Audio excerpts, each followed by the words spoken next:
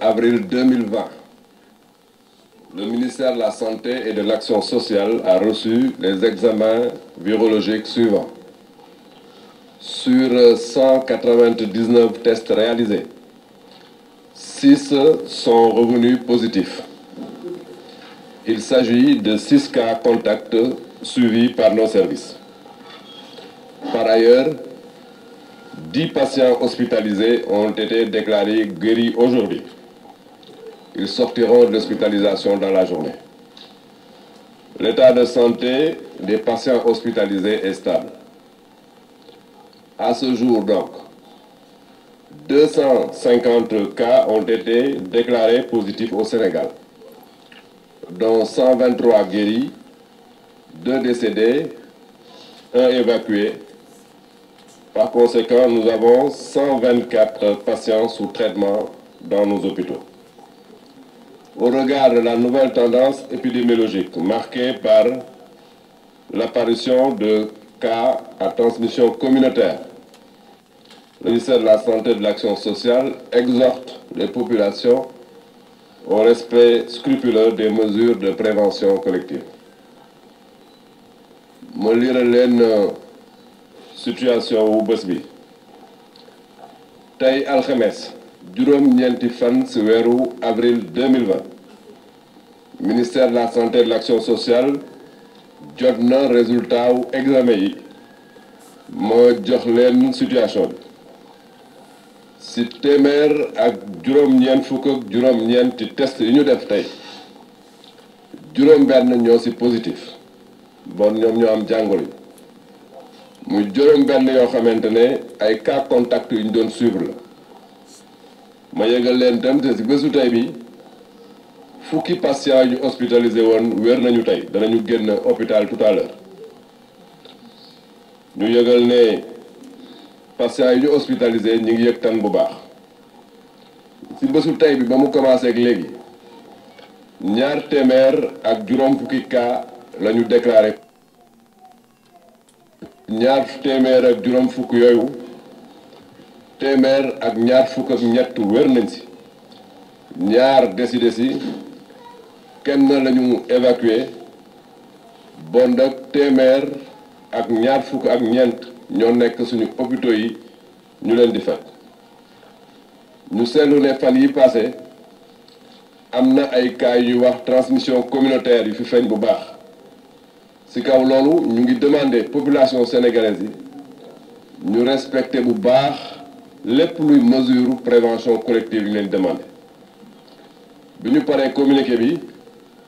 damay jox kàddu gi monsieur le ministre des Affaires étrangères et des Sénégalais de l'extérieur monsieur le ministre Amadou Ba pour que mu jottali leen message yu jëm surtout ci suñuy compatriotes yi nekk bitim réew maa ngi leen di remercier bu baax. bi ma leen nuyoo yéen ñëpp ku nekk ci turam ak santam ñuy sant yàlla bu baax biñ fi teewaatee tey di ndokkeel sunu collègue Abdoulaye Diouf Sarr ak ñi mu àndal ñëpp ci xeex bi nga xam ni adduna bi yëpp dañoo jànkonteel ak moom te yàlla dogal feebar bi dugg Sénégal depuis le 2 mars 2020 li leen yitteel tey mooy aar Sénégal ci wàllu faj li leen yitteel tey mooy fexe ba ku feebar bi dal ñu mën la faj ñu ngi leen di féliciter moom équipe bi mu àndal di rafetlu résultat yi nga xam ne am nañ ko adduna bi yëpp di ko rafetloo politique bi nga xam ne ak mesure yi nga xam ni président Macky Sall jël na ko ba tax sa ne tey Sénégal ci réew yi nga xam ni li ñuy def pour xeex feebar bi Sénégal doon na réew boo xam ni amati na ci ndam bi feebar bi duggee Sénégal président xam ni feebar bi ginnaaw nit ñi mu mën a lor dina yàq lu bari ci koom-koom bi mën na sax yàq lu bari ci réew mi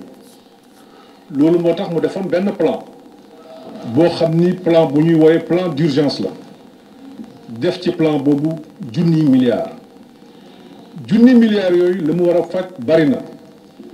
junni milliards yooyu war nañ cee jàppale santé junni milliards yooyu dinañ ci jàppale koom-koom bi ndax waxtu wii ñu toll koom-koom bi dina soox lool junni milliards yooyu dinañ ci jàppale loolu la président bëgg ñi nga xam ne ay néew ji doole lañu ñu gën leen di woowee ci ay ménages vulnérables loolu moo tax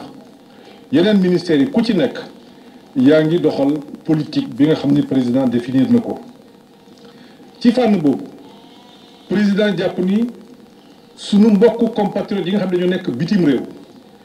te ñu tuddee leen 15e région ñu am nag solo lool ci koom-koomu réew mi ndax at yi wees boo jëlee réew mi alal ji mu am yépp daanaka téeméer boo jël fukk yi mi ngi doon jógee bitim réew kon ñi nga xam ne ñoo nekk bitim réew am nañu solo lool ci koom-koomu Sénégal moo tax président jëloon dogal jox ndigal ministère des affaires étrangères génnee ci alal jooju fukki milliards ak genn wàll pour ñu dimbali ñooñu xam na ni loolu ñëpp mënuñu cee jot ndax am na ñoo xam ni dëgg-dëgg duñ leen ci mën a boole mooy képp koo xam ni yaa ngi ci situation boo xam ni réew mi nga nekk ma ngi lay jàppale képp koo xam ni yaa ngi ci situation boo xam ne la nga dese wala la nga yor ci alal mayu la nga jot ci lii doo ci jot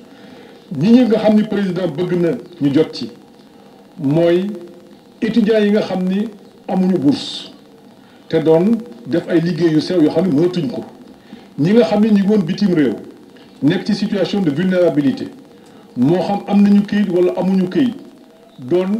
nekk ay commerçant yoo xam ni surtout vendeur à la sauvette nekkoon ci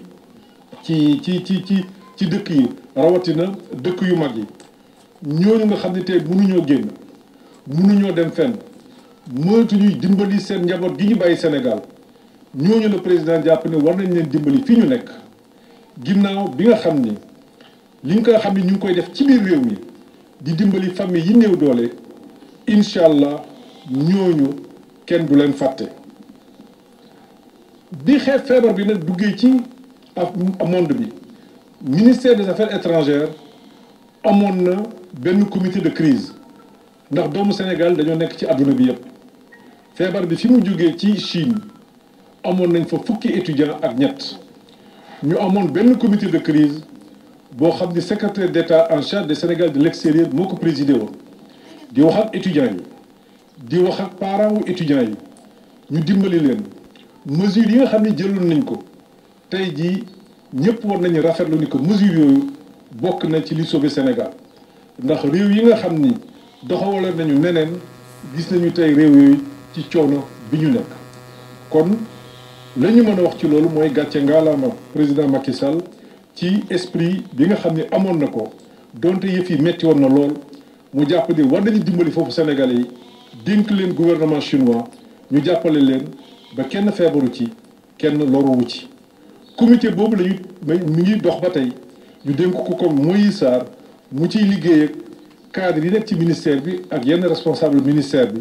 ma mën ci citer sama directeur de cabinet mën ci citer secrétaire général mën ci citer directeur général des Sénégalais de l'extérieur ak yeneen responsable yi fa nekk comité boobu lañ ko laaj mooy na gaaw lañ ko laaj mooy niñ ko jëmale nañu defar mbir mi ci procédure yu gën a jub te nañ ko déconcentrer décentraliser ko moo tax alal ji du des Sénégal incha allah ci fan yu néew Moïse dina fi ñëw wax leen réew mu nekk la fay dugg wax leen nit catégorie bu nekk mooy ñi ma lim léegi catégorie bu nekk ñaata lañ leen jox